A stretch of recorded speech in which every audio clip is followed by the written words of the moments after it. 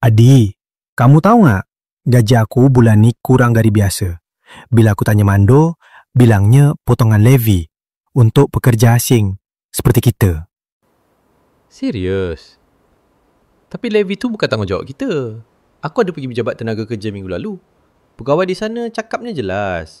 Jika majikan ambil pekerja bukan warga negara, semua kos termasuk levy, permit kerja dan lain-lain tu majikan yang perlu lunas. Tapi majikan kata itu peraturan baru. Katanya semua pekerja harus bayar dari gaji sendiri. Itu tidak benar. Katanya pegawai itu, majikan tidak boleh tolak levy daripada gaji pekerja. Itu melanggar undang-undang namanya. Jika kita setuju sekalipun, potongan itu tetap salah. Jadi, apa perlu dibuat aduan? Aku takut dibuang kerja. Aku ngerti, tapi kau juga ada hak sebagai pekerja. Kita boleh buat aduan secara rahsia atau bincang dengan wakil kesatuan kalau ada.